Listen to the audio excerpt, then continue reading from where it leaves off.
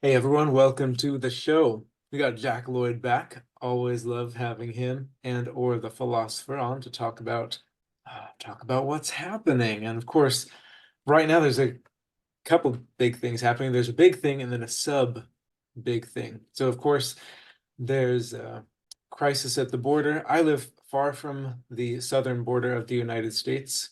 I have heard that there are a lot of people from south of the border coming over, and it's causing quite a few problems. Don't know from firsthand knowledge, but that's what I hear. Now, Jack, of course, is into libertarian and voluntarist anarchist philosophy. And what's one thing about libertarians? We disagree with each other all the time, all the time. And so apparently, I'm not on social media very much myself. Fortunately, there are wonderful people who handle the VIA accounts, volunteer with us. But I understand that there have been some unpleasant exchanges between you, Jack, and the Philosopher and Dave Smith. So tell me a little bit about that, because I don't know anything about it except what people have told me. Sure. Yeah. The quick rundown is as fast as I can is that I criticized Dave Smith, not directly to him, on a post that someone had made with a clip of him saying that he was calling Gaza an open air prison, that Hamas was the biggest gang in an open air prison. And I criticized that take, saying that it was disingenuous. It gives people a distorted view on the reality of the situation. And there's actually a really, I think, important lesson in there as well as to why it's a distortion. But he went and then reposted that from someone else's thread. And, he made a quick thing like, oh, well, they get weapons in there and stuff like that. It's kind of like a prison. Then he's like, and you're just jealous of me because I'm on the big podcast and you're not. So, Kind of a low yes. blow. Right. Which is, I mean, I don't know what he means by big podcasts and stuff like that. Certainly big in terms of libertarian side, but obviously not been on Joe Rogan or anything like that. But so, obviously in that situation, there was a point to focus on just the statements and they focused, or to take on the sophistry that he made. That was a non-argument. So I made the mistake of taking on the sophistry as well. So, I should have just called him out right there and then and been like, showcase that, you're making a non-argument and you're just trying to shame, and maybe left it at that. But because I decided to go in on him on that, and push back on that as well, in addition to the ideas, then it became something bigger. Because once he did, saw that, then it became him defending himself about his history and his work. And in the process, there was different discussions about different things, his work history and where he was at 7 years ago, his influence with the Mises Caucus, whether they were a part of helping to boost him and things like that. And then, eventually just getting to the point where he decided to just call me and my wife laughing stocks that nobody takes seriously and unknowns and all this other stuff. So I don't think that actually went well for him. He thinks probably that maybe it went well because, he has this comedy side of people, but it actually caused a lot of people to question Dave Smith, who are actually voluntarists and ANCAP, stuff like that. So I think he may have overplayed his hand a little bit there, thinking that by shaming us, especially obviously considering how much of work we do and the content and all this other stuff in the history, it gets a little bit silly at that point to say something like that. So we just took it and then regrouped and refocused it back to the arguments. When it got down to that toxicity, we're like, okay, let's regroup and focus back on the ideas and the issues, because this is just getting ridiculous with his stuff. Just making it about that he has more followers and all this other weird stuff. That's like, cool. That's not an argument about truth, evidence, reason. So So we left it at that. And then we just went back onto the specifics and made videos and other content that actually called out just the specifics of things that Dave was saying, that we were like, these are, unprincipled takes. And those things included especially a recent clip that he was on with Clint Russell, talking about border issues, where he said, we need to take all the troops and put them on the southern border and basically make a military zone. So we're like, yeah, that's not actually getting us toward a libertarian order by creating a giant military zone on the border. So we're Mhm. like, you're getting people to think in these weird abstract, ways about collectivism. Because when he said that, he said, oh, it's the will of the people. So he's starting to get into this collectivist Oh, rhetoric. And we're like, yo, this is really damaging. And you might be thinking cavalierly, like, oh, well, whatever, typical people think about collectivism and we the people. But it's like, no, when you're trying to get people to be principled, right? If that's what you're supposed to be doing, you're supposed to be getting people to think about decentralization and getting the government out of the way and private solutions. You're going the opposite direction. So like, we True. can't just sit back and not say something like this is that bad. And, he has a following that's significant. That's why we would speak up. If it's just some nobody account, well, who cares, right? But when you say something that grave and you have that big of a following, we're like, whoa, that's really going to trick people or distort people's reality on libertarian solutions and voluntary solutions. Especially if So, it's someone who they look to for specifically that kind of principled non-state solution, as you would expect from someone who is a libertarian. But yeah, I like, I don't know Dave Smith personally. I like his podcast. I like a lot of the stuff that he says on it. But yeah, it's a little well, we'll get into the principled stuff later. It's kind of disappointing that he would just come out swinging with low blows like that. To me, one of the only advantages of social media is the possibility that you can think before you send something. I can understand in a conversation if somebody says something stupid, me just saying, "Oh, that's stupid," but you can wait a moment and think, "Is that really the best thing to say to this person?" And then you can type something different, hopefully something more polite.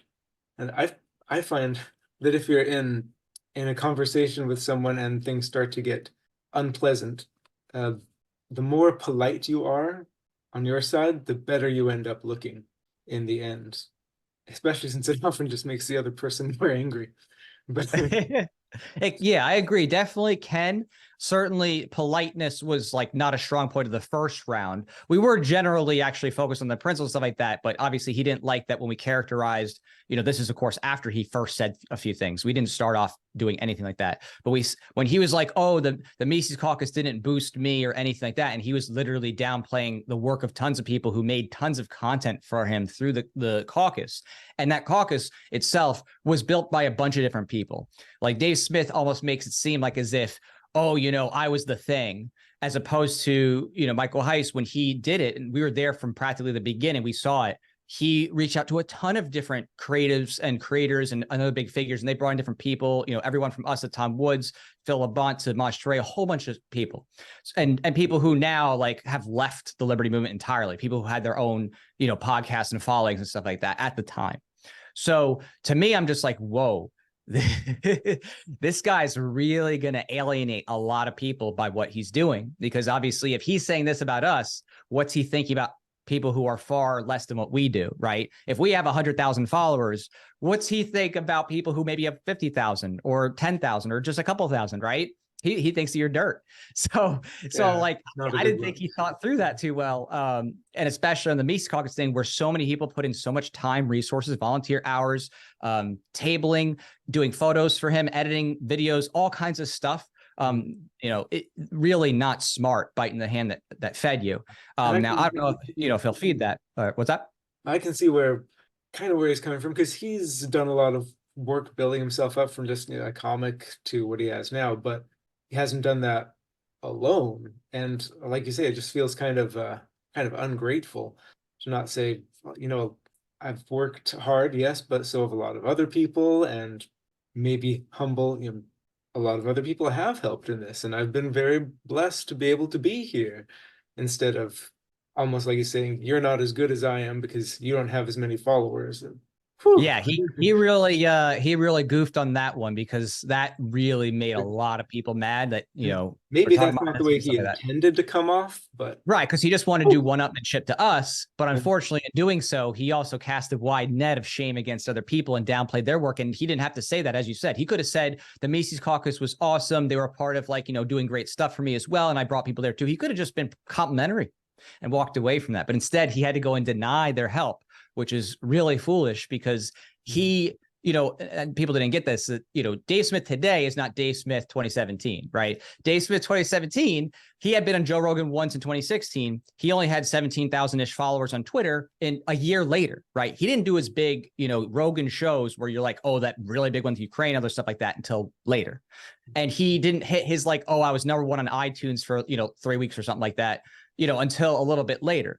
So he was there being observed by libertarians and being brought in like, hey, you want to come on our shows, this, that, right? Early on, because he wasn't that big enough yet, and he got brought to Tom Woods 1000, to do a little thing.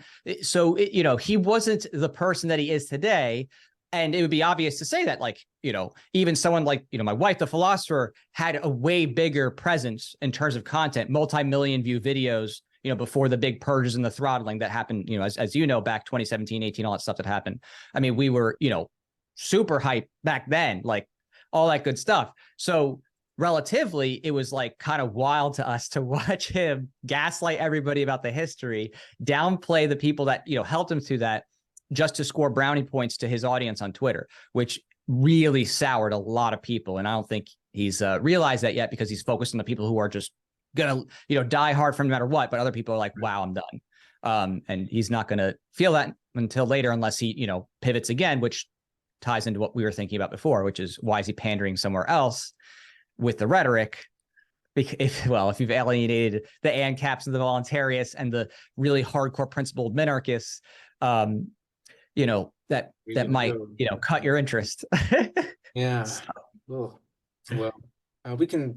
we can hope not, but we'll see. Well, he did it to himself, and that's the whole thing. Is at the end of the day, we've pushed. He hasn't liked us since the beginning. We've pushed back against him before, when he was doing the same types of things, the collectivist rhetoric and all this stuff, and he was shaming back then too. So I don't know if it was a social media manager that did it or himself, but certainly our experience with him has generally not been good.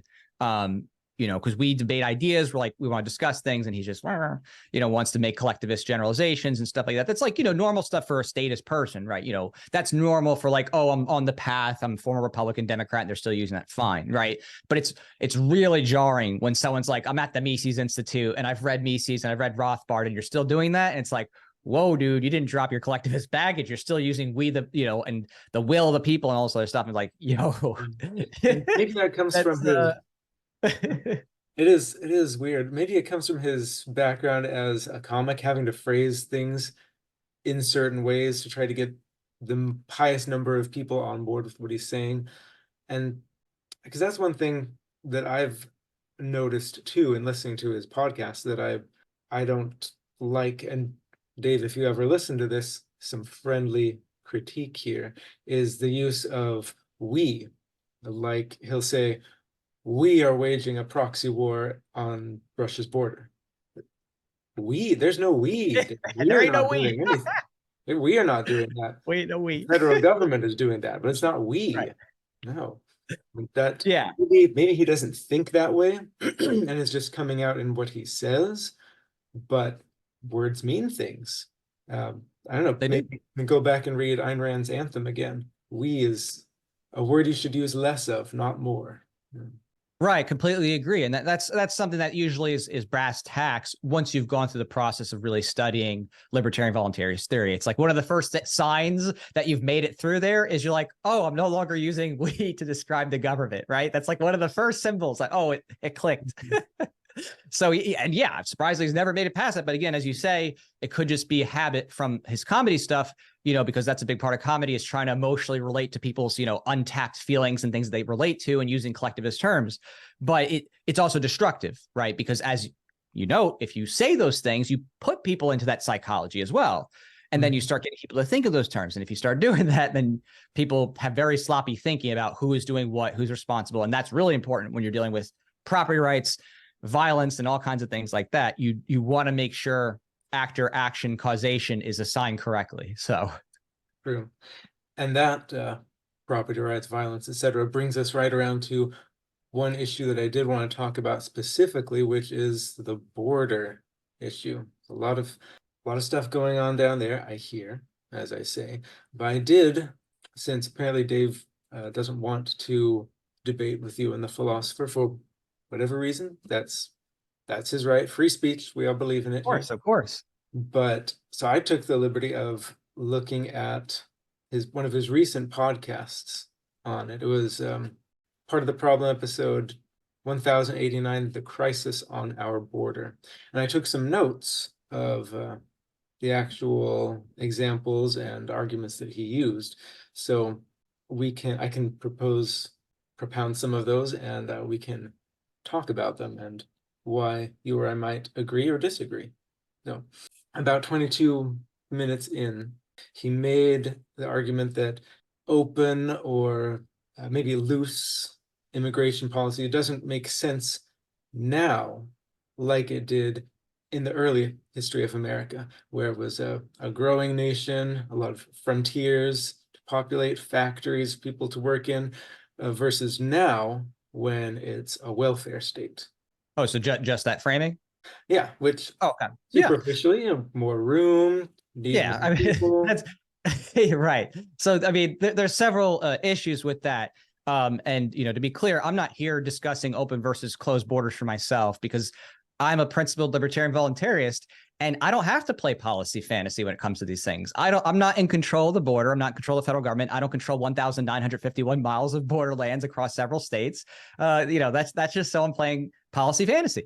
I am here as an advocate for people thinking outside the state. So, first and foremost, my propositions are always going to be about privatization and getting the government out. But when it comes to these issues with welfarism, and that being an issue, of course it's an issue. Duh. Right? I mean, the government is picking and choosing winners and losers. They're selectively enforcing the border, right? This isn't an open border. The government is not like, hey, if you're from Europe, come on in. We're going to fast track you for citizenship. No, it's just selective enforcement by federal agents and different states. Like, we'll have a program where we'll take them in with buses and then we'll put them in hotels. And we experienced that. We were in New York. We shot our music video, Anti-State. The hotel we were at, the Row, that we were supposed to be at, they shut that down to make it for homeless and migrant people. And we had to go to another hotel. So we got to see this firsthand. Like, we have the real experience. We watched it. We were there.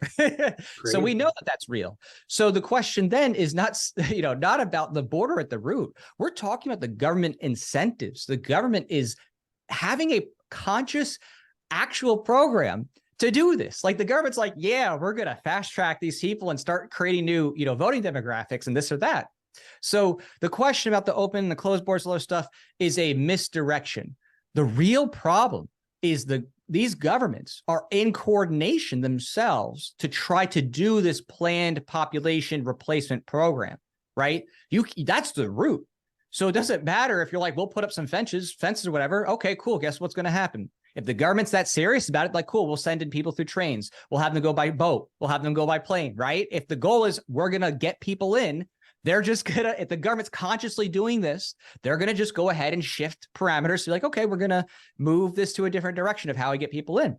So, it's very silly to think that if you're strong enough to control the federal government and to really control the border with soldiers and a military zone and, whatever, I don't know if they're gonna put landmines or something, right? All these areas, and control the actions of all these state governments every day for all time. Because, you may have seen online, you could have tons and tons of miles of really high border wall and barbed wire. You got one little hole in it, and people are going to make TikTok saying, hey, guess what? We found a hole, or we found a tunnel to get in, and they're going to go through that, right? It's, and it's a huge border. We're not talking like this is a, 50 foot by 50 foot gate, and that's it. It's a huge area. It's insane how wide it is, because the U.S. government conquered a lot of people to expand on that with Manifest Destiny. So to me, it's just missing the point. As libertarians, we don't have to talk about policy fantasy and the border and all this stuff. We should be talking about how the government is intentionally doing this. They need to be stopped. These evil people are stealing our money and giving it to other people through welfarism, kicking people out of hotels. Hey, I'm included in that. And their private property rights to carry this out. That's the solution to start with as an advocacy, because we don't control everything, but we can highlight what the evil of the government is. And if you can somehow get that much power for the border, then you can get that much power to stop all these other state governments, whatever way you're going to do it. Because again, there's 50 state governments. There's sovereign and legal sense entities, right? 50 governments in addition to the federal government. So holy crap, are you going to be able to stop every single one of these governments from doing this for all time? It's going to be very tough. But maybe if you could at least say, hey, the federal government, they should be out of this equation. They should not be subsidizing this. They should not, be doing anything like this. And you're consistent in that advocacy, you're already stopping a huge part of the problem. So, it's just one of those things where it's like, you don't have to pick and choose. You can say at the same time, government shouldn't be in there. We should privatize land at the border. Self-defense is absolutely important. And if you actually want to stop these perverse incentives and the drug war and the government doing this other stuff, and if you have that much power for the border in the first place, you can do the other stuff too, because that is a lot of power to control 1,951 miles, right? Contiguously. Mm-hmm. That is a massive amount of coverage to have active border security with walls and soldiers and checkpoints and all this stuff to stop any type of whatever, right? Digging tunnels, catapulting stuff over, right? People would like launch stuff over, use drones, this, that, or people using, boats, just like, in Florida, we have the Cuban refugees, they come across, and whatever they can float on, they're like, all right, we made it to the shore, the Keys, right? So people who are desperate enough to come over find ways. Right. And unless they're going to be like, we're going to literally send military to go put landmines and mass murder people to stop them, it's going to be very difficult to stop that pressure on its own if those incentives are there. And that's just basic economics, right? Create the incentives. Hey, destroy a whole population's living conditions. Mexico's terrible to live in. Destroy other places through, various war efforts and basically having coups and stuff like that. Destabilize everybody. And now all of a sudden people's lives suck and they want to come back, on into somewhere better. Tale as old as time, displaced refugees and other stuff like that, people trying to seek a better life. Wow, America, the story of people coming over, the Puritans and the Quakers. Okay, not surprising. So until you get rid of those things anyway, those strong incentives exist. And at some point you're going to be, if you don't deal with those first, then you probably are advocating for mass violence. You're probably advocating to we will kill you if you try to cross this. And then are they going to care if, just like a police, right? Oh, police shot an unarmed person. Well, what happens if you have 1 million soldiers on the border stopping 700,000 people trying to cross? Is that all just going to be peaceful? Is that all just going to be, it's a scale of numbers thing too at that point. Because even if it's mostly peaceful, 99%, okay, so they maybe kill 5,000 people. You know what I mean? When you have that much. So it's silly. It's a very silly thing that's fear driven, where people just take whatever it is and they say, oh, okay, well, I have to compromise now. It's like, dude, the governments are just fighting on their own already. We already see that, right? You have the leftist states trying to, maximize the welfare and the people coming in. You have the conservative states being like, we're going to try to set up these borders. They're just fighting each other as it is. That's already going. That battle's going, whether we do this or not, whether we're libertarians talking about this, they're fighting. So our goal should be, hey, how do we move to a libertarian order and stop this nonsense? And if we don't get people to principally think about that, they'll just tolerate new forms of theft, whether it's on the left side, welfarism, this or that, or the police state side. The government needs to check everybody 100 miles in and check their papers and make sure they're not illegal. And we need to have, whatever, no Fourth Amendment and, suspicionless stops and all this other stuff. Like it's already happened with the 100-mile border zone. Mm-hmm. So, it's just nobody needs to play any of these policy fantasy games. You just say the federal government's the problem. They need to be stopped. And if you don't stop them, no matter what, they're just going to keep doing it. Just like with the wars. You could sit there and blog about the wars. Are there still wars going on? People being bombed? Yeah. The tweets, the podcasters didn't save a single life. Nobody, nowhere. They didn't save a single person's life around the world.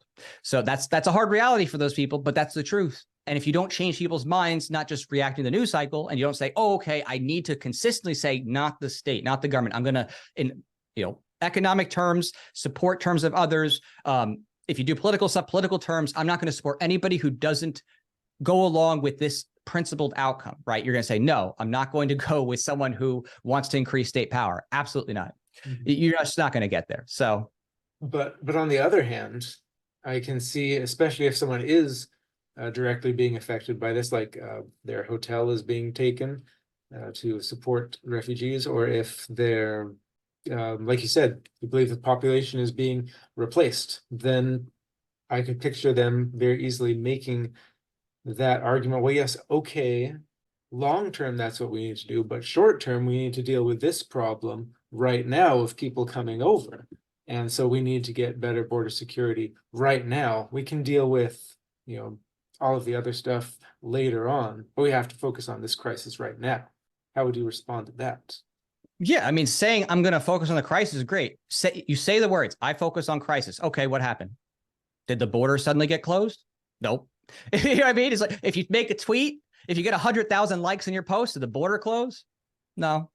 So if you want to do something, what's the human action element, right? Beyond the statements, you're like, I'm going to vote for anybody who says, I want to strengthen the border. Okay, cool. You can do that. What else do they support?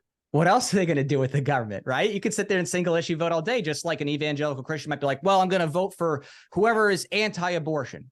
Cool. And they're also a neoconservative and they kill a bunch of kids overseas in a war. Okay, great. Did that work out for you? Well, you're like, yeah, single issue. And then, oh, wait, they're still murdering kids. It's just now they're overseas. Yeah.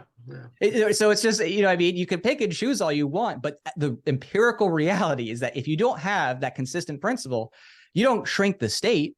You might have it shift in different ways, right? Like, you know, someone like DeSantis who's like, okay, I'm going to control the state in a way that maybe is a little bit more beneficial and freeing in some cases, but then still do other things that are not, right? Like attempting to do speech, you know, bans, especially as it relates to Israel, or, you know, giving more money to teachers and cops and trying to attract the vote that way, right? They just move it around in different games. And some people, at least if they're honest, they'll be like, well, I prefer this form of statism more than this one. And that's true. Lots of people do that. Some people are like, yeah, I prefer the state that has stricter gun control, but they have legalized weed.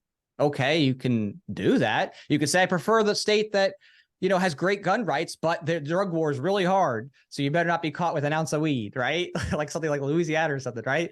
You can pick and choose your status flavors all day, but you didn't get to liberty. You didn't get to, oh, my kids aren't being brainwashed in schools. You didn't get to, oh, the government's not going to war with, you know, 750 different bases in 80 countries. You didn't stop anything. You just shifted around the theft. So, you know, you need a totality of solutions and a culture change. And very few are even meaningfully able to do that. You know, the closest thing right now, of course, is something like Free State Project, right? Free State Project is probably one of the best examples of actually combining those things, the education, the activism, they get the numbers, the people they're actually taking over.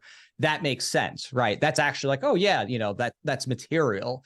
But for someone who's, you know, playing border policy fantasy, you know, in Texas and California and Arizona and Florida, and all this other stuff, I mean, are you going to be able to control governments that control 100 million people? No. Good luck. But on the flip side, someone could also say, well, do you really think you're going to change enough people's minds in order to realistically decrease the amount of government, whereas we might have a real chance of getting someone who can address this crisis, maybe a couple of others as well. So they might say, well, Jack, you're saying we don't have a chance, but we don't think you have much of a chance either. You keep talking about this liberty and things keep getting less and less free. How would you respond? Right. Well, there it just is kind of silly because it doesn't actually matter, right? If you believe genuinely that you can get somebody to do this, then why hasn't it been done, right? I mean, hey, go ahead and vote for the person that you think is going to magically solve it this time if they are otherwise unprincipled. It's not really like a, you know, an unproven thing. We have hundreds of years of political history to be like, okay, this person was on this single issue thing and how'd they do, right? Even with Trump, like, oh yeah, Trump, he's our guy. He's anti-establishment. Yeah. He's going to build a wall. Yeah, that wall get built. Yeah. How about, you know, after he did the initial tax cuts, a good thing, then he undid all that with tariffs and 2 omnibus bills. The second one, after he said, I'm not going to sign another one, he did it again, of course, and we know Operation Warp Machine, all that stuff. $4 trillion later, a whole new government agency with Space Force, right? I mean, he did make some good Supreme Court picks. I'll give him that, you know, comparatively. But did the government meaningfully get smaller? Did the police state get curtailed? Did he free Snowden and Assange? Nope. No. So again, people just keep playing these political games and they keep getting tricked every time. But the reason, you know, I think now more than ever, there is a real example, like the biggest example right now of that consistency is Javier Milei, right? Javier Milei is finally, you know, for a long time, you know, talking about this stuff, it's always been tough to point to somebody specifically because it is so hard to find someone who's willing to get gross in politics and who's also like that versed in economics. You know, it's very tough. Javier Milei is the first dude to kind of really do that effectively, right? You know, Ron Paul won, right? But the number of federal agencies cut by Ron Paul is 0, whereas the number of state agencies cut by Javier Milei is 9. So when we're talking about, you know, who's got, you know, stock here, Javier Milei kind of, you know, outpaces Ron Paul in that, unfortunately. Again, not that Ron Paul didn't have any, pushback or any problems or things like that. He was hamstrung just by the nature of just being a representative. But when we're talking about, hey, what can you point to? Javier Milei shows if you have someone who's economically savvy, principled across the board, unabashedly, is pro-liberty, hates the state, doesn't give socialism an inch, right? And they focus on those things. They give economics education. You can really shift the culture, right? He caused so many people in Argentina to suddenly pick up Human Action and to read Mises, Rothbard, Friedman, all that stuff, right? He inspired a generation. So those effects, even if that man gets corrupted, bought off, blackballed, whatever, if he's the CIA asset, whatever, I don't even care. It's just literally at this point, you've never gotten a mass pilling of people who suddenly have been introduced to these ideas and these books and these principles that we would never have otherwise, right? It's like insane. It's like if you said 20 years ago, right, hey, there's going to be a president of a country of 45 million people who identifies as an ANCAP, cosplays as an ANCAP superhero, and he wins, and in his first month he cuts half the government. You'd be like, you're out of your mind. You'd be like, you are crazy. What crack did you smoke? Are you? You'd be like, this is insane. You'd be like, you're a crazy person, right? It'd be nuts. You'd think, oh yeah, sure. Okay, whatever, buddy. But it happened, and that's real. So that's why for me, I'm just like, y'all need to be learning, right? If you want to learn from him and the people who are successful, realize you don't compromise. There's no compromise needed. You don't need to pander. You just state the principles consistently. You call out the theft of the government. You say how socialism makes people poor and central planning causes people to be poor because of the economic calculation problem and because they hamstring ideas and innovators. And you call them out. You laugh at these people. You laugh at these sophists who try to tell you, yeah, people will starve in the streets if not for government welfare, right? Who, without the schools, how will people learn? He just mocks those people relentlessly, and he just kept going at it. So that's why I love what he does, and I really take a grind at Dave Smith's compromise, because in this time when you had the clearest, most amazing, beautiful example of victory, that should have been, aha, what a wonderful example to look at and emulate and say, okay. Maybe I can be more radical, radical for us is just normal, but radical to the public in principles and just say, you know what, I'm going to teach you. I don't care if you complain. I don't care if you call me names or call me autistic or whatever. I'm just going to tell you, government is evil. It's not the solution to your problems. We need to free the market. Entrepreneurs save lives, right? That should have been it. But we're getting compromises because people are chasing bags. They're chasing audience and they're chasing clicks. They're not taking that part seriously. They're not taking the opportunity seriously. And that pisses me off to no end. Like wasting an opportunity like that really does get my blood boiling. You know what I mean? So, and on that topic, he then, not right after that, but soon after in the episode, he made a couple of points that I thought were just almost bafflingly bad.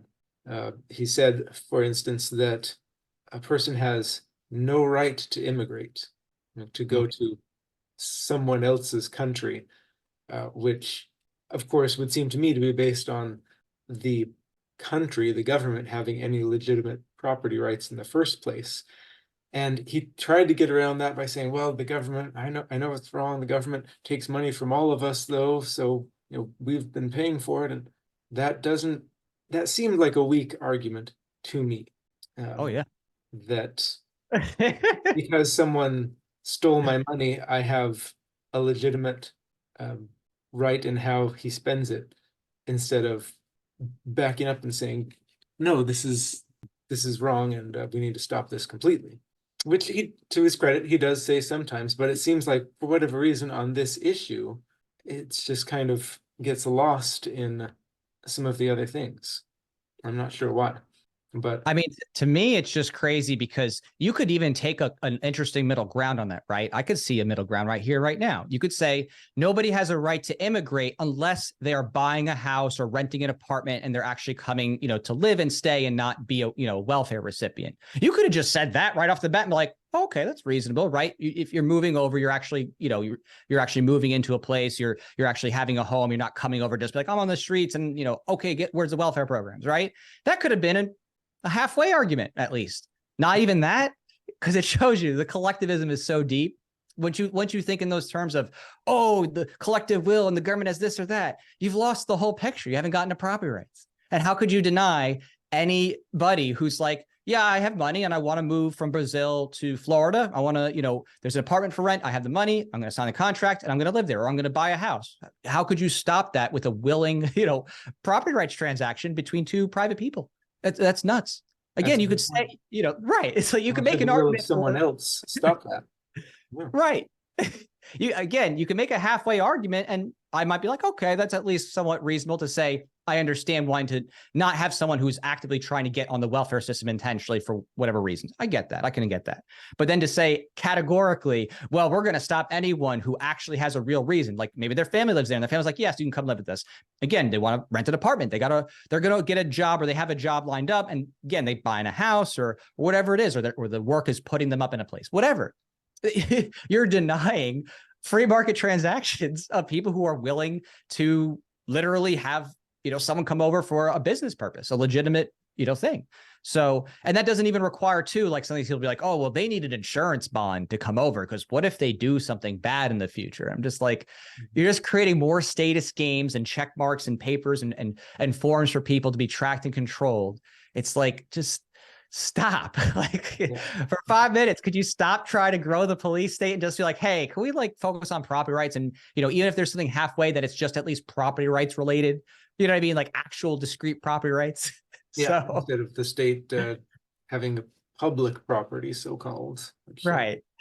Another thing Dave said, which again, it's a popular line, and maybe he just got caught up in this popular line, but he said that criminals and drug dealers are coming in, and we can't have that. But that didn't seem to me, one, to be a good argument to keep out everyone else who is coming in who is not a criminal or a drug dealer, and two, anyone could be a criminal or a drug dealer if you don't know them. And are you not going to associate with anyone because they might be a criminal or a drug dealer? I mean, it's like the most Republican boomer posting, framing possible. When you hear that, you just hear some New York Republican come out of him. So it's funny because, as you say, exactly, the whole framing is just bizarre. Criminals and drug dealers, which as a libertarian, drug dealers, okay, cool, that sounds great. And then criminals, which kind? The victimless crime or the victimless crime kind? So, I mean, the thing that he's trying to do is play to fear, right? Whenever you say something like that, and I talked about this before in a little thing I talked about online just today, that his framing is a fear-based framing, right? So whenever you're talking to people and you're trying to get them really engaged, right, you can appeal to certain emotions to get the highest, I guess you could say, results in terms of reception, right? Fear, love, sadness, greed, these types of strong emotions can really move somebody, right? So if you trigger someone's fear and their amygdala, they can get into that fight, flight, freeze kind of framework, right? So if you drill that in, that's how you get the, oh my God, I just need to have some, halfway thing just to protect me. They're coming in. Right now, do something. Right. Exactly. So it's a great tool for trying to stir action and getting someone really sucked into your statement, but very anti-philosophical when you break it down. The question is are you just worried about criminals and drug dealers? Not that drug dealing is itself, inherently unethical. But is that the case, or is he really worried about people who are violent, right? If he was taking this from a libertarian language perspective, he might say there are thieves, muggers, rapists who are coming in, or murderers. Okay, at least you're dealing with crimes with victims. Not as sexy, though, as a framing, as using the big, True. Right pandering buzzwords, right? Criminals and drug dealers, right? The traditional, given the opportunity, he may have 80s, 90s, right? Into that, right wing kind of thing. So yeah, I mean, I think that's just a silly framing in terms of the position. There's certainly better positions, I think, to take, and very few of them in this space actually take it. It's because it's kind of funny. Alex Jones talks about it more than they do, and I'm surprised they don't take talking points from him on that. But Alex Jones will say there's Chinese spies coming across, or there's terrorists coming across, Islamic terrorists and things like that. And personally, I think there's definitely truth to those things, because all governments engage in espionage, all governments engage in subterfuge. This is not special unique. It's always happening, right? It's not is this happening today? No, every major government has agents. They have agents around the world. They have spies. This is just normal run-of-the-mill stuff. So it's not really weird. But the question is what is going on there overall? Is there coordinated purpose? And so some people frame it as, okay, the Chinese government is sending in enough people that they could maybe do political subterfuge, take over positions in different places. I know there's some video of a non-citizen Chinese woman who was speaking Mandarin, I think, who is getting onto some review board in San Francisco and this or that. So, when they talk about this, right? We as voluntarists, we're like, yeah, we don't care that it's from some other government or from other place. We care that the government has power in the first place. Like, you know what I mean? We didn't get scared either. Right. Like we didn't get scared or whatever because it's some Chinese person taking over. We're concerned because anybody having that position of authority uses it to plunder and to control and to murder and to destroy life. So, it's pandering, of course. It's always pandering. It's something that, if we tap into the, right-wing media kind of thing, and I say that in the mainstream status sense, of course, not right-wing and like an economics purely thing potentially, but whatever, that's another discussion. But you get the idea that it's the mainstream right or alt-right media that they're trying to do those buzzwords to signal to attract a lot of stuff. So, as libertarians, the first thing that we should be asking ourselves here is whose rights are being violated, how and why, right? What are the property rights? And, there's many different issues that go along with that, obviously. But the core aspect that needs to be addressed is that there's a lack of privatization, right? And until you start privatizing, you're constantly having people fight over scarce, rivalrous resources through the ballot box, through voting. They're like, oh, what's the best way to use public schools? Should we teach kids gender theory or should we teach them BLM? Should we teach them, this religious text or this? Or what? It's just everyone's fighting over the system of control instead of be like, yeah, this control is bad. Get your kids out of here. We need to break up this government control on schooling. It's not education, of course. It's really brainwashing at the root. And that should just be our focus, like in terms of everything we could possibly do. And if you get any political power in terms of being, elected or this or that, you want someone in there who's like, okay, how do I get government out of this? How do I make it easier for families to exit, right? Like you think like if there's any state where there's homeschooling requirements that, you have to like get permission or you have to do check-in stuff. The libertarian position would be like, make it as easy for people to get out of there as possible and get their tax money back too if they can, right? Letting people opt out. Woohoo! Yeah. Libertarian solution. Not that crazy even, especially with the school choice movement, being a thing right now and that being more popular and families leaving. Not as difficult to get people to be on board with these days.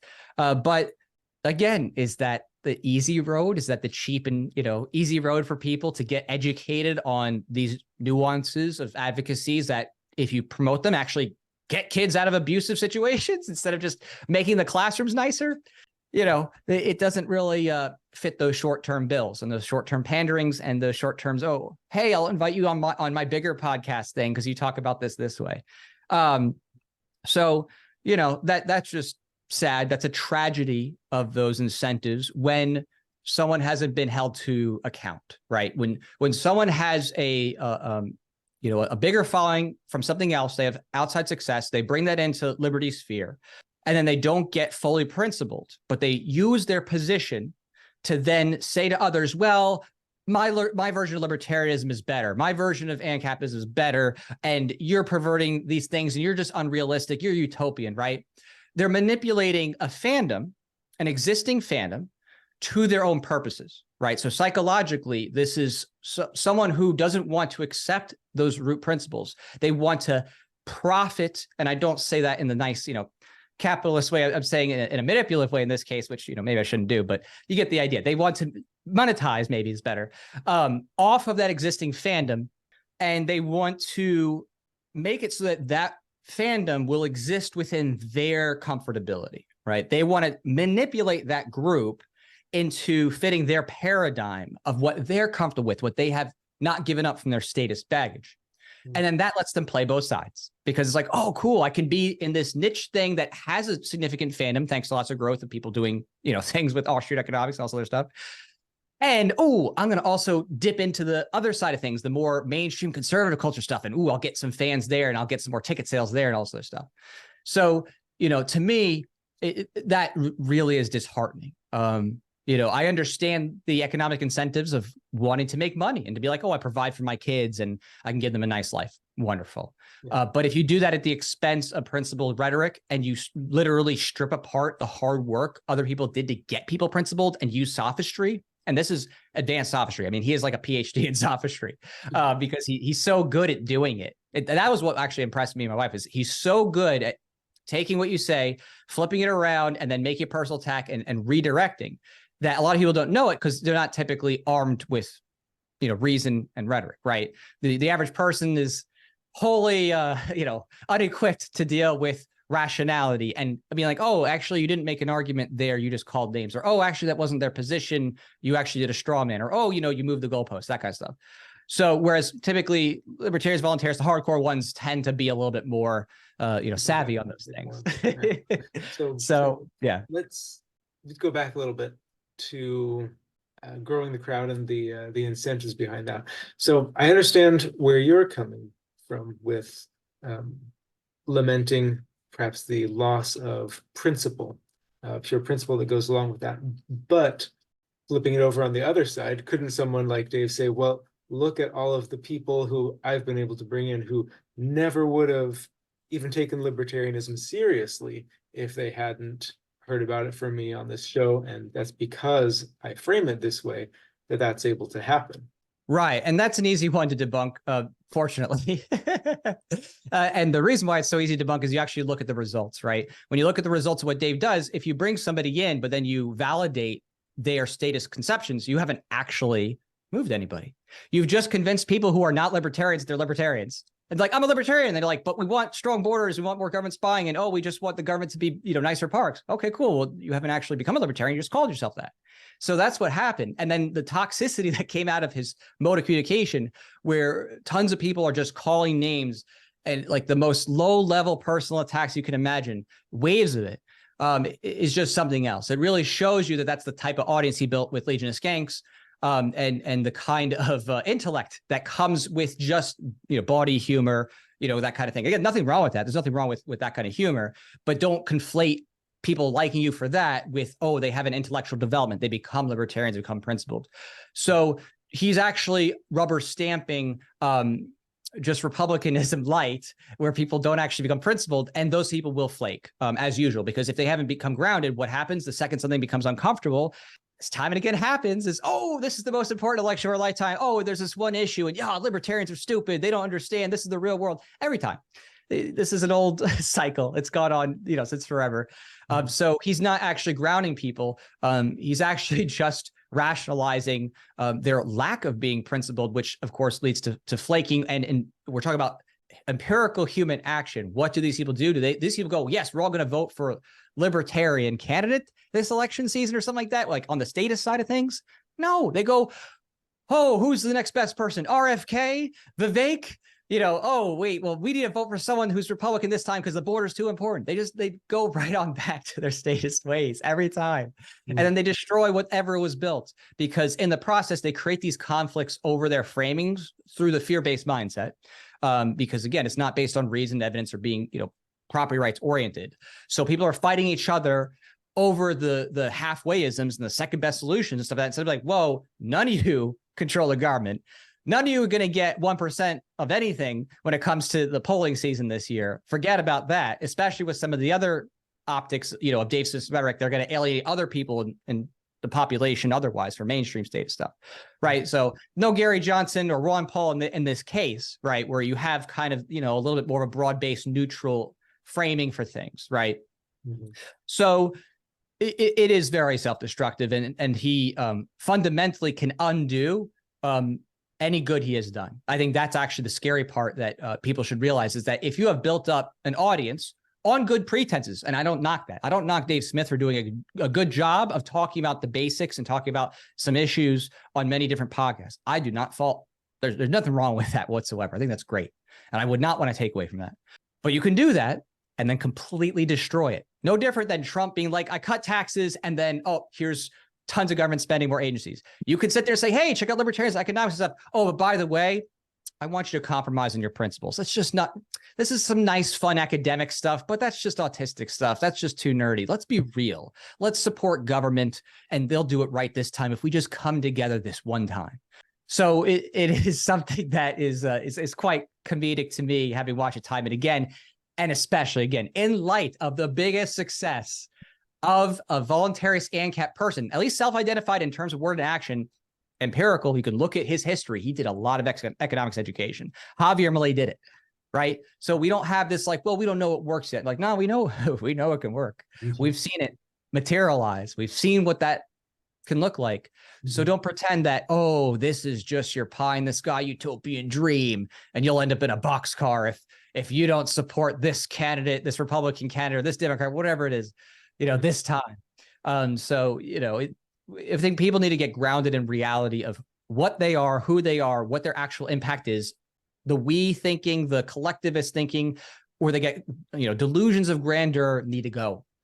They need to be honest with themselves about what it is that they're doing, where they're at, where their political landscape is, and then think about what's in their control, right? And that's what we hold near and dear to our hearts, right? Me and the Philosopher, we are like, hey, what is in your control right now? What do you control? You don't have to ask permission, right? Get your kids out of school. Boom. You've just saved them from years of brainwashing damage from the state, right? Think about private alternatives to things that you might use with the state, whatever it is. Think about supporting those in liberty who are in line with your values. Whatever organization, maybe it's, they make cookies, but they're libertarian. Maybe, they offer some web design services. Maybe that's voluntarism in action, whatever it is. We are like, support those who are principled, because you're investing in that economy, and that's going to pay it forward with more people being, supported for principled outreach, right? Things like that. It reminds me of the counter economics of agorism, which is one of the, what I've seen put forward as one of the only real solutions, is building those other systems outside the government. And you're right, supporting people like that. Example, we're doing our Rooted in Voluntaryism campaign this year through Agorist Acres, which is the small business that's selling seeds, which we found out about through your voluntarist comic, and they advertised in there, which I thought was pretty neat and pretty fun. Yeah, exactly. It is neat like that. And those small little wins are something to think about and like cherish and understand that those are real impacts, right? Like when I take whatever I have, advertiser wise, I set my comics, I promote things that are alternatives to the status norms, like Pre-Search, a voluntarist created search engine, right? Simple as that. Oh, wow, there's a search engine that's better than DuckDuckGo, which is, they claim to be privacy oriented, but they're not really, and they're statist, right? I mean, there's things like that. There's music, there's culture, there's food, there's entertainment. More than ever now. I mean, you definitely know. I mean, voluntarist is one thing, Rippaverse is another thing, Tuttle Twins is another thing. We are so, enthralled to see how many different people have come up with creative, wonderful things to enjoy within the liberty voluntarist sphere. And how, if you keep stewarding in there, you're going to grow that culture long term, right? Politics is its own little beast, and politics continues to prove that it corrupts. But there is a place and time for, if you can get the right messenger in there, at least at a bare minimum, you can change some serious minds, and those minds go on to change the world, like Ron Paul did. Ron Paul, 30-year career politician, he did not change a lick with the Fed, but you know what he did do? He inspired a generation, and that generation went on to go and do their own liberty projects and their own big things. And now the number of people who are libertarian, voluntarist, ANCAP, that whole sphere, it is so massive. I think they don't really appreciate it. It is so huge. There's like whole different like cultures and enclaves of tons of people in different zones of it. There's whole different social circles, massive ones too at that, where you can go to one thing and then step out of that zone and go to a whole other thing, like, whoa, and you're libertarian too, but they have different flavors here and there, but it's like, but you are, right? So it's really something to take a step back and just appreciate how far we've come. And I think in the darkness of fear-based mongering, people lose sight of that. They sit there and go, "Oh, this is it. We're going to die." It's like, okay, well, if you're going to die, then you're going to die. You don't control the government, right? You're not going to stop a nuke if they hit the button up there, are you? So you better think about how you change minds to maybe stop that, because that's the best shot you got, is actually having a principled cultural revolution so strong that even if there's a statist remnant that's still holding on, like they're trying to keep on the controls, they can't resist, right? And that was part of the success of what he and others did, from Free Thought Project, and now the Legacy Anti-Media and other different people who are doing that kind of content creation. It got so powerful that the mainstream politicians started to have to cater. You had politicians starting to give nods to anarcho-capitalism and saying taxation is theft, right? And gun rights being like, shall not be infringed, like literally gun rights absolutism stuff. This is just unfathomable. 30 years ago, you'd be like, yeah, okay, sure. People are going to like openly know like the phrase popularized taxation is theft. Yeah, okay, whatever. Yeah, people are going to hear about Ron Paul and he's a cultural icon. Yeah, whatever, buddy. You know what I mean? And it's like, even mainstream normies know who Ron Paul is now, right? He's that deep in the meme culture that he's been, meme to that point. It's and exactly, it's like, they don't get it. They don't appreciate it. And the people who do it for the wrong reasons, they squander that opportunity, and that's just what really, and to quote Peter Griffin, grinds my gears. Because yeah. Before we wrap up, there is one other point that Dave Smith made in his podcast. I thought probably his strongest one, because it at least seems to come from a place of principle. I think kind of combining principle and not convenience. What's the word I'm looking for? Pragmatism? No, I'll just explain it. Okay. So he gave the argument that yes, this isn't ideal. We would want the government to not exist, not want there to be a border there. But the way it is currently happening is more and more of these people come in, and the more they come in, the more the government violates the legitimate property rights of people, whether it's stealing their hotels in order to house them, whether it's taking more tax money from them to support them. And therefore, that trying to stem the flow of immigrants into the country is a legitimate strategy, because it's a strategy to try to protect people's property rights. Right. I mean, you could frame it that way and say, okay, we're going to generalize and say every person coming across the border is being shipped to New York and being put in a hotel and they're there for theft. Okay, you can make that argument. Is that empirically true? No. I mean, certainly it is true for quite a number of people, but then again, you have to walk through the specifics of what's happening, because it's like saying this, oh, they shouldn't be here. Cool. Okay, so how are you stopping them, right? And these are like the economic things, like, just like the, okay, and then what? Like the broken window fallacy, right? Like, oh, they broke the window, they fixed it. See, look, economy grew. And you're like, whoa, what's the unseen? So what's the unseen of the advocacy of how you're stopping them, right? What are you trying to argue for? A border wall should be built along 1,951 miles, and the federal government should use violent force against people to build that. If it's on private property, if it's on a state that doesn't want it, like the battle between Texas, and the feds, right? And then you have, maybe the reverse of that, which would be California, right? So they should have fights over that. Like, because on one hand, they'll say, like Ron Paul did, oh, well, this is the federal government shouldn't be out. Let the states deal with it, right? That's his halfwayism. Like, this is a states' rights issue, political thing. I get it. But then, okay, Texas builds a crazy border wall. They're like, yeah, we're going to do this. We're even going to put like patrols out on, horses and they'll lasso people and throw them back over the wall, whatever they do. Do you control California?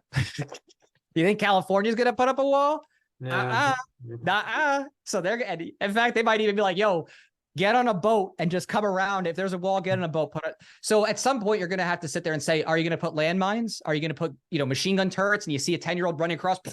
You know what I mean? It's like, at some point, you got to realize if you have this level of pressure, because I think there was an app where it was like some type of amnesty thing. And they said, if you use this app, you could be fast tracked for amnesty. And it was something like 63 or 4 million applications came through, like through Mexico or something like that.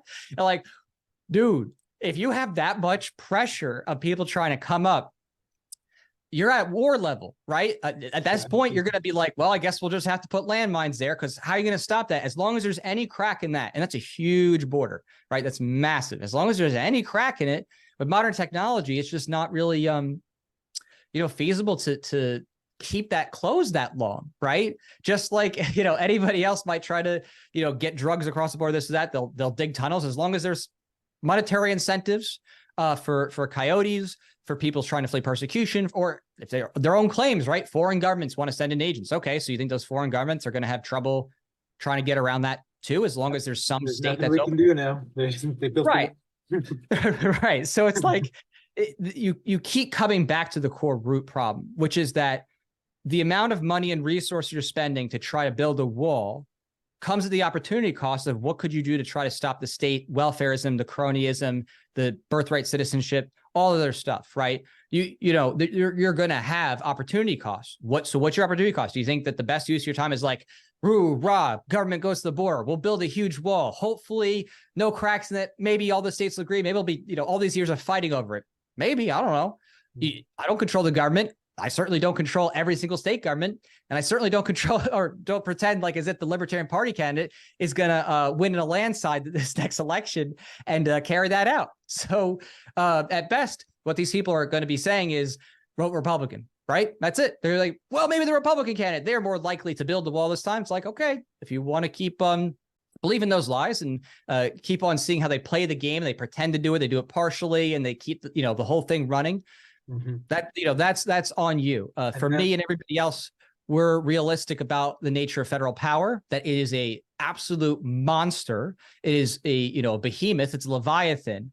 And the only thing that's going to stop this is literally saying, not the government. No, get the government out of this, privatize this across the board, every state that you're in. If you're on a border state, the goal should be, we just need to privatize this and advocate for this as much as possible to end these welfarisms.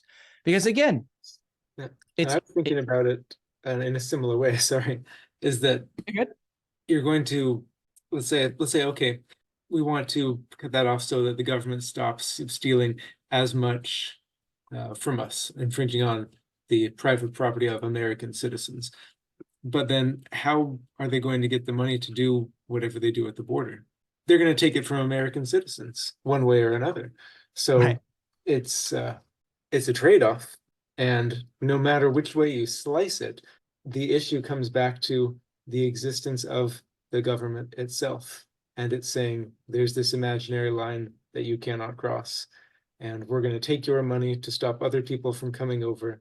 Any other solution that you propose, aside from one that will get rid of the government, is one that will not ultimately solve the problem, because the problem isn't that there are people who want to come here. That's a good thing. That means this is a good place to live. But the problem is that there is a government that will decide where people can and cannot live, how much of your income you get to keep, and how much they're going to take away. That is the root issue, it seems, to the entire thing. Sure. And they also talk about, the voting stuff too, which there's a little bit of humor for me at this point with that. Cause it's like, they're like, oh, they're going to come over and vote. I'm like, I don't know if you checked, but last I checked, they don't need them to vote. They just have mail-in ballots and they'll let dead people vote. So yeah, I don't think that really is a core thing anymore. I think everybody learned that lesson, that they're just gonna, fabricate those, Yeah. So I think it's more so the welfarism than rationalizations, if anything, at this point, when it comes to that. So yeah, and then again, the problem isn't the people coming over. The problem is the state itself, and you just got to keep pushing back to that. But that's how I see things. And again, this wasn't, of course, I'm a poor substitute for Dave actually representing his own ideas. I was just copying what he said in the podcast, and you phrase things differently when you're in a debate with someone. So, Dave, if you want to come and debate or discuss, hash this out, come to a middle ground, I'm happy to host. I'm welcome to be persuaded either way. We're almost out of time. I like shorter podcasts, so this has gone on longer than I would like, but we covered a lot of good stuff. Before we go, do you have any last minute pitches, things that you've got going on, projects you've got going? Yeah, just a few little things. So you could check out my work at Jack, J-C-K, V as in voluntarist, Lloyd, L-O-Y-D. So that's 2 L's, jackvlloyd.com. Links to all different types of stuff I do, including my nonfiction books. My latest one is Philosophical Voluntarism, which combines philosophy plus voluntarism to give you a good sense of what to do. A Vision for a Libertarian Future is an incrementalism. So this is a nonfiction book that helps you think about how to increment in terms of getting rid of state power in a way that doesn't throw us all into chaos. Because I know a lot of times people get, what's that? Like a baby steps type thing? Right. And incrementalism, exactly. So, people often get caught up and be like, oh, well, what do you want to do? And what's going to happen to be chaos? It's like, well, here's a simple way to just think about it in terms of dismantling state power and moving toward market order. So I wanted to give a framework for that. And I often use this to, talk about those types of issues. And then my foundational seminal book, The Definitive Guide to Libertarian Voluntarism, a very popular one. Which gives everybody the foundational principles of liberty, defining libertarianism, voluntarism, applying it in your life, and making it defensible in a readily relatable way. So that way you can go out there and actually defend these principles. And they're all, as you can see, not too long, about 100 pages each. And we are now out with our voluntarist origins. Yeah, trade paperback. That was awesome. Yeah. I know you have just the little ones. I didn't go for the big one, but I really appreciate your support. It was so awesome to have you on board. And, I know that you have been a big fan, so I do appreciate that. But the Origins trade paperback here is the 1 to 6 issues that just came out. So we had just wrapped up our latest campaign for the next arc, which was successfully funded. And yeah, Suit Saga. So you know about that. And so we've been working on that. Actually, the prints are being worked on right now. So we're moving along, quite quickly on that. So it's super awesome. So definitely check that out at Vol Comic. That's V as in voluntarist, OLCOMIC, volcomic.com. And then last but not least, in terms of current things that are productive, creative things, I have the Unschooled Adventures of Jack and Pho. Oh, that's cute. So we have a kid's book out that we created to help inspire families to think about unschooling and thinking about education outside of compulsion. So we created this first little book that introduces the world of Jack and Pho at this unschooling center. And in it's got over 50 different full color illustrations with some really cool situations and people, and definitely lots of Easter eggs for liberty. So it's a pretty fun book that's meant for like 9 to 13 arena, but you could read it with, pretty much anyone. Even adults could read it and enjoy it and be like, oh, okay, that's kind of interesting to think about what unschooling is, especially if you're not as familiar, maybe you know about homeschooling. So we've been working on that. It's a bit on Indiegogo right now. So you can check it out on Indiegogo. It is on Amazon print on demand as well, but the Indiegogo has special extra perks like bookmarks, stickers, signed copies if you want. So that's our way of, again, furthering the educational cycle of helping families think outside of state schooling, just inspiring people to think about what that could be like. Because that's kind of our hope, possibly even one day ourselves, is to open up an unschooling center, a more formal, learning center, free to learn center kind of thing. And we want to help inspire families to consider making that as well, because it'd be great if more people were able to work together, come together and open up unschooled facilities for children to freely learn and engage the world with. So, wow, that's fantastic. Jack, thanks again so much for coming on. We'll get links down in the description for all those great projects. But thanks again. You have a great day. You too. Thank you for having me on.